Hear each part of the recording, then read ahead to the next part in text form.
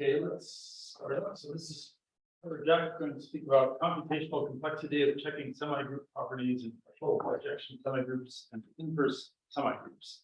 I apologize for having you say so much. I didn't know how to summarize that in a better way. Well, now you know that. Also known as a math talk. I'm going to give a math talk. Welcome everyone out there in internet land. I have to step out of the screen here in order to see my own slide. Thank you to the organizers for this wonderful conference. I'm going to start off with some definitions. So like the title of the talk said, we're going to be talking about partial bijection semigroups. We start with a set of points 1 through n, and the semigroup are all the partial bijective functions from that set to itself. And the operation of the semigroup is a composition where we compute the domain from the elements that are in the domain of A, which A sends into the domain of B. This is a pretty standard definition. And then we are going to be considering semigroups within this context. We're given some generators, partial bijective functions, and we're going to be asking questions about the semigroup that they generate. We are also going to be talking about inverse semigroups, which are almost the same thing, except that so a semigroup S is inverse if and only if for every element there is a unique inverse element. S inverse S is S and vice versa. And it turns out that every finite inverse semigroup can be embedded into IN. That explains why we use an I here instead of what you might expect to be a P. So there's an identification for finite inverse semigroups as partial bijection semigroups. So unless we otherwise state, we presume that any reference to a semigroup is going to be a finite inverse semigroup. We are interested in decision problems related to these semigroups. So a decision problem is going to be of the following form. We're going to be given some generators, and then we're going to be asked to verify whether the generated semigroup has some property. So the current objective is to compare and contrast the computational complexity of checking for a particular property in a partial bijection semigroup versus if we're looking for the same thing in an inverse semigroup. So we'll be asking whether there are properties that are necessarily harder to do in partial bijection semigroups than they are in inverse, or whether these properties are equivalently difficult. So something to note right at the outset is that every inverse semigroup is a partial bijection semigroup. So the difficulty can only get worse. Partial bijection semigroups form sort of an upper bound for the inverse semigroups. The computational complexity hierarchy that we are interested in, at the top end, we'll have exponential time problems. All of our problems are going to actually cut off here at polynomial space. The problems that require polynomial space time to compute, non-deterministic polynomial time, deterministic polynomial time, non-deterministic logarithmic space, deterministic logarithmic space. I think most of these are generally understood. This one might not be so familiar to mathematicians. AC0, I have a computer science definition for it. The circuit definition, it is the sets that are decidable by a constant depth circuits of polynomial size consisting of unbounded fan-in gates. I don't expect that to be terribly helpful to mathematicians. There is fortunately a very convenient characterization for AC0 problems in this context. For AC0 semigroup problems, the problem is characterized by those properties that can be expressed as first order formulas quantified over the points 1 through n and the generators A1 through AK. Important thing to note is that we're not allowed to quantify over the generated elements. We can only quantify over the finitely given generators.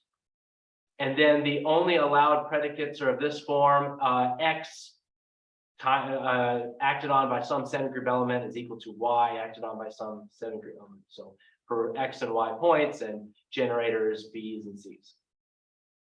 So I'm going to start off with some examples of AC0 semigroup problems that I don't think require any proof. I mean, this is the proof, one-line proofs. Commutativity can be characterized this way for any point in any two generators, xai aj is equal to xaj ai. I think that's fairly straightforward. A semilattice is the exact same thing, except we also put in this requirement that every generator be idempotent on every point. And then a group for partial bijection semigroups, turns out all you need to do is check that the domain of every generator equals the range of every other generator. And that's good enough to, because they're bijective by definition, that's good enough to show that your partial bijection semigroup is a group. All right, so we are going to start with some properties that are are provably more difficult for partial bijection semigroups. Let's start with some definitions. A semigroup is said to be nilpotent if it has 0 elements satisfying these conditions. Multiplying on either side, it absorbs all the elements. And it's nilpotent if there exists some power d, such that if you compose d generators together, you just wind up with the 0 element. R relatedness, 2 elements are R related if and only they're in the same R class, if and only if the right cosets match. And then R triviality is the statement that every R class is a singleton. No 2 different elements are related to each other. Okay, so the theorem that is in a paper that's been submitted, I submitted it. Checking if a partial bijection semigroup is nilpotent is an NL complete problem. Checking if partial bijection semigroup is R trivial is NL complete. And this final problem, which is checking if all the idempotents in your semigroup are central, that they commute with every other point in your semigroup, that's also an NL complete problem. So I'm going to start with a quick proof sketch. And I don't know how much of these proofs I'll be able to get through. I'm keeping a close eye on the clock here. So I'm hoping this gives you kind of an idea of what the proof is. So we already know that each of these problems are in NL because in a previous paper, that should say 2019 actually. That's in this paper, my co-author and I showed that these problems are NL complete for transformation semigroups. So now I'm showing a stronger condition that it's actually NL complete for a lower class. So this would now become a consequence. So we already know that they're at least in NL. We just need to show hardness. So to show hardness, we're going to reduce from this NL complete problem of checking if a directed graph is acyclic. So for each edge in our graph, we're going to define a generator which has a single input in its domain, U, and it sends that single input to a single output, V. And then we let our semigroup be generated by all these A sub UVs. So let's start with the forward direction. If G is acyclic, then we consider what happens to every square. Because there are no cycles in the graph, this semigroup element can never map a point back to its starting point. And so every square will end up being the element with an empty domain. And so S, because S is a finite semigroup, and all the squares are 0, it will end up having to be nilpotent, and every nilpotent semigroup is also R trivial. So we get those 2, and then there are no idempotents except for the 0 element. And since the 0 element commutes with everything, then all of the idempotents are central. So if G is acyclic, we get, for this particular construction, S is nilpotent, R trivial, and all the idempotents are central. Going the other direction, if G has a cycle, consider what happens with this particular element.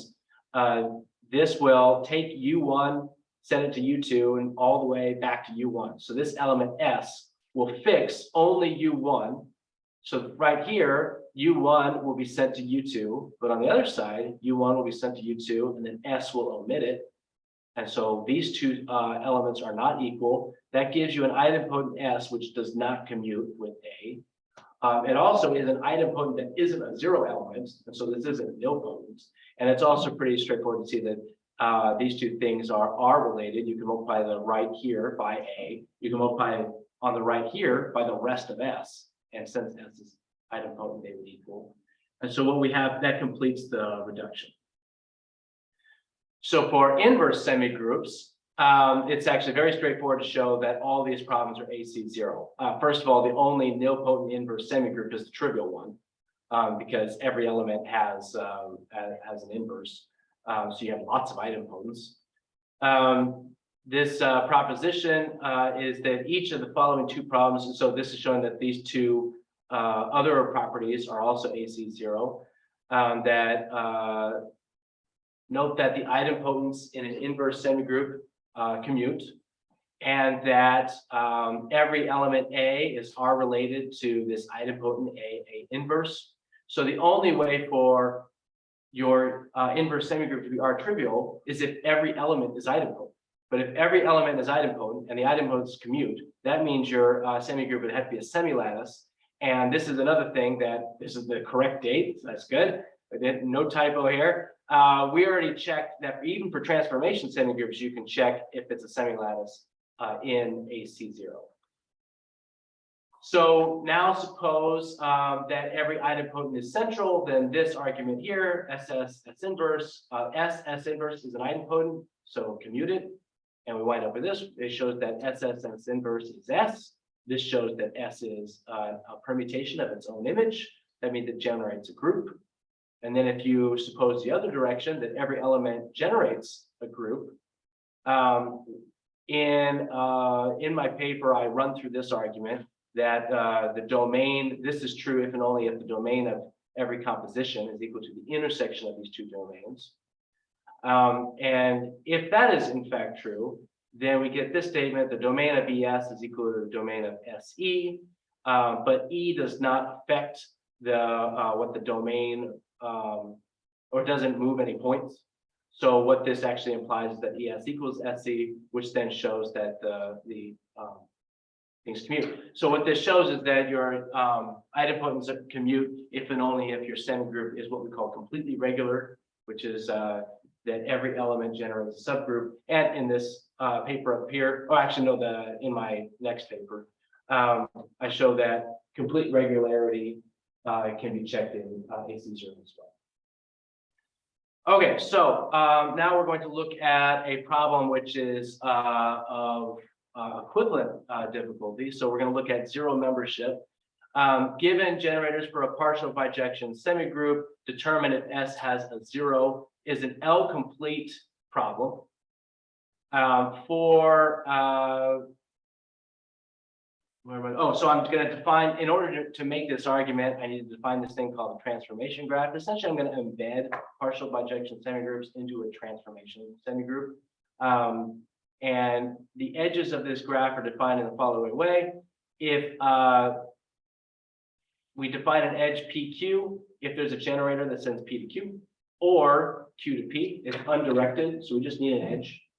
And then if P is not in the domain of some generator, we draw an edge from P to n+1. n+1 is sort of like the sink. It's a way of making these transformations complete on the domain. And so then I make use of this lemma. Let A be a set of generators. Let S be the partial bijection semigroup generated by them. Then I make this claim that S has a zero if and only if the only connected component of this transformation graph containing more than one vertex is the component that contains the sink.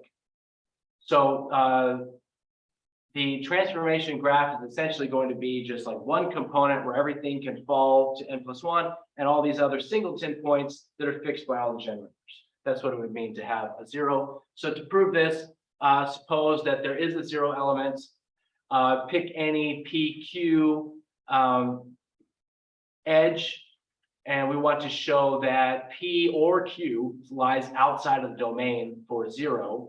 If we suppose otherwise, what we wind up with is a contradiction where zero sends P and Q to the same place, but zero can't do that because it has to be bijective. So we have that either P or Q can be sent down to n+1. So we have that, then there exists this L that sends every Q down to the domain. So Q is then connected to n plus one. That proves one direction. The other direction is, suppose that the only component that has more than 1 point is the component that has n plus one.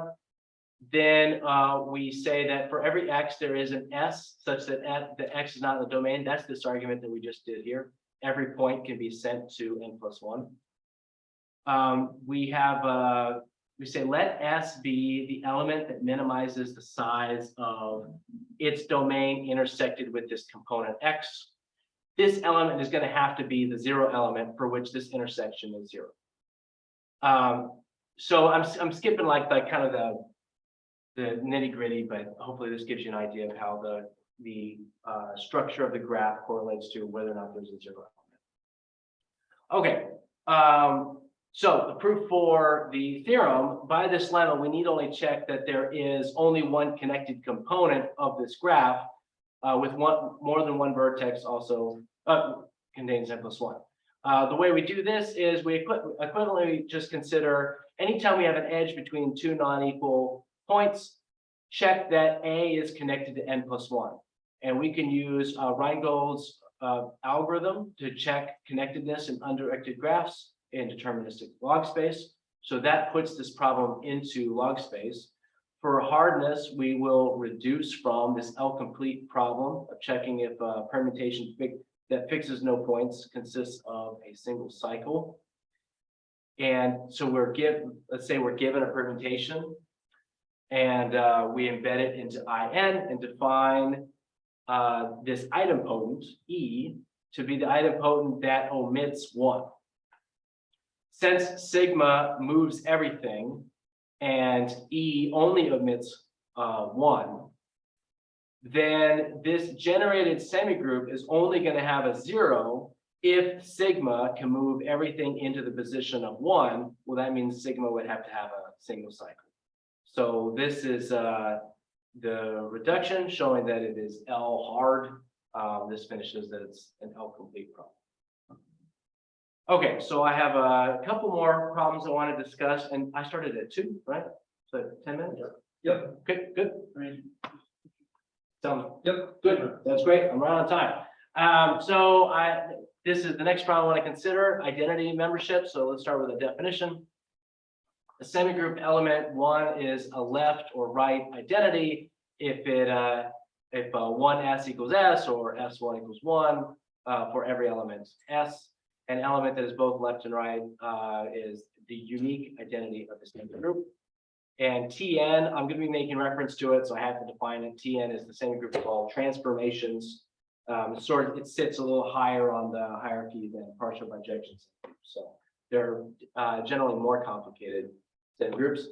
And I have this theorem that given some generators A1 through AK, so transformations, enumerating the identities of this generated transformation semigroup is in NL. We can enumerate these in log space, deterministic log space. So from a previous paper, the co-author and I showed that these left and right identities have to be the idempotent powers of generators.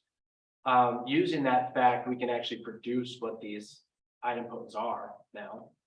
So let's take a semigroup generated by transformations, and we're going to note a couple facts, and I'll kind of talk out a little bit how this lemma works. I think I skipped past it because I don't have time for it, but the idea is that a left identity is going to wind up satisfying this statement, and this is a first order formula. So we can check this first order formula with an AC0 circuit, and then a right identity is actually going to wind up satisfying this formula. Effectively, what these formulas are doing is this is guaranteeing that your generator, if it collapses 2 points together, then every other generator has to collapse those 2 points together. This is checking that your generator is a permutation on its own image. And then this one is checking whether your generator is a permutation on any two images. And both of these lemmas both of these formulas effectively have the ability of peeling off one of the powers of AI off the back here. So this is what we wind up using to prove the theorem. we say that if AI omega, the idempotent power of a generator, is a left or right identity, then the lemma guarantees that this statement here will imply this statement. Because both of these consequences here, this one here allows us to peel off an AI on both sides, and this one also allows us to peel off an AI. So we get that this is equal to this, but what's convenient about this is that if I want to know how the idempotent acts on a point, all I really need to do is find a Y that satisfies this statement over here. Now, this one here, because AI is a left or right idempotent, this is actually just AI. So all I really need to do is for each X, iterate through Y's such that XAI is equal to YAI squared. This can be done in deterministic log space. And then once I find that Y, then the image of XAI omega, which I never actually had to find omega in any kind of computational way, all I really need to do is find a Y that satisfies these poles. So that gives us the output of all the left or right identities. So again, just to summarize, the idea is you use this lemma to verify which generators produce left or right identities. And then you use this observation to actually compute what those identities give you. Like you can actually compute them in deterministic log space. Okay, so on to the last problem I want to consider today, which is idempotent membership. In a previous paper, I showed that, or I think this is in my dissertation, I showed that idempotent membership in partial or checking whether an idempotent is in a partial bijection semigroup is a p-space complete problem. Turns out it's also p-space complete for inverse semigroups. So now that thing in my dissertation is a consequence, something stronger. So we have, oh, and I should mention just there's a little more background to this, that membership in semigroups in general is a well-known problem. Cozen showed that it's a p-space complete problem. So now that result is also a consequence of all these other results. So if we are given generators for partial bijection semigroup and an idempotent, checking if the idempotent is generated by the inverse semigroup. So we're doing an inverse semigroup here, that this is a p-space complete problem. It's certainly in polynomial space because we can just guess generators until we produce the idempotent that we're interested in. To prove hardness, we're going to reduce from the following p-space complete problem. This is similar to the one that Cozen used. He used DFA intersection. This is an inverse DFA intersection problem. The idea is we're given a deterministic finite automata, a set of them over a shared alphabet. They each have unique states, one start state, one final state, and transitions that satisfy the following two conditions, which ensure that the transitions are invertible and bijective. So this one says that the every element in your semigroup is bijective, or injective, I guess would be a more accurate statement. And then this one ensures that there's an inverse for every element. The question is there a word that sends every start state to every corresponding final state? This is the p-space complete problem. We're going to reduce to our current problem as follows. We take all the states and we let Q1 through Qk be the states, the P's be the start states, the Q's be the final states. The generators are going to be the letters in our alphabet and the transition functions. And then our states, our points are going to be the disjoint union of all the states, along with this extra state. Now, the A's are going to act on the states like they normally would in the DFAs, and they also fix this additional state 0. Idempotents that I'm interested in, the idempotent that I'm interested in is going to be one of these E and F. That should be an F. That's a typo. So E and F, whose domains are, E has the domains of all the start states, F has the domain of all the final states. And we claim that F is generated by the A's and E if and only if there's a word that sends all the start states to all the final states. This is pretty straightforward to see. One direction is it's a one-line proof. If there is a word, then F is W inverse E W. This one sends all the final back to start states. E fixes those start states. W sends them back to final states. That gives you the side idempotent. To prove the other direction, fairly straightforward. Note that F omits 0, but none of the A's do. So we know that E has to be in there somewhere. So we can write F as F1, E, F2, where F1 is just generated by A's. The only way that this works is if we put a final state here, F is going to fix it. If we put a final state here, F1 is going to have to move that final state back to a start state. I think actually I have these F's and E's flips. So I'm actually producing the word that sends final states to start states, but it's an inverse semigroup, so I can send them back the right way. And so that shows that if your F is generated, that there is a word. So that completes the direction. I believe that is all of my time. If you want to have time for questions. Yeah. So I think I'm good. Oh, therefore, yeah. Actually, that should be Q to be equipped. Okay, thank you. Any questions?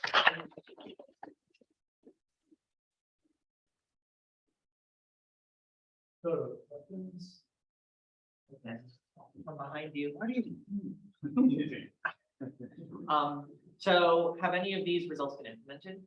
And as far as like actually doing some of the reductions or actually being able to implement algorithms involving inverse semigroups? I've written up algorithms for a couple of these results in my paper, just in case somebody wants to put them into what's a good semigroup calculator. I'm blanking right now. I know Sage has features for a lot of it. Yeah, no, there's one. Which one am I thinking? The Magma? I don't. anyways, yeah, I haven't implemented them, but I'd love to do that. I have to learn a programming, which in one of these semigroup languages. So gosh. Yeah, anyways, yeah, I'd love to do it. That'd be a fun project. Yeah.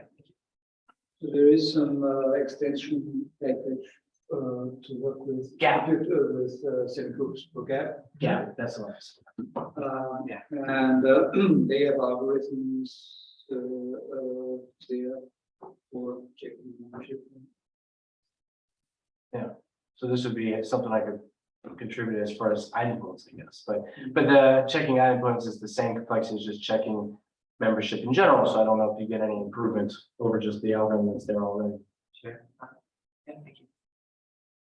Well, I'm just curious how you started. I mean, I think it's really interesting stuff, but I'm just curious how you got started, how you got interested in these problems. My advisor. Peter Mayer here. Yeah, I don't know. I did coding growing up. I'm fascinated by algorithms, and so I took Dr. Mayer's complexity class. I thought that was my favorite class in grad school, so just wanted to go this direction.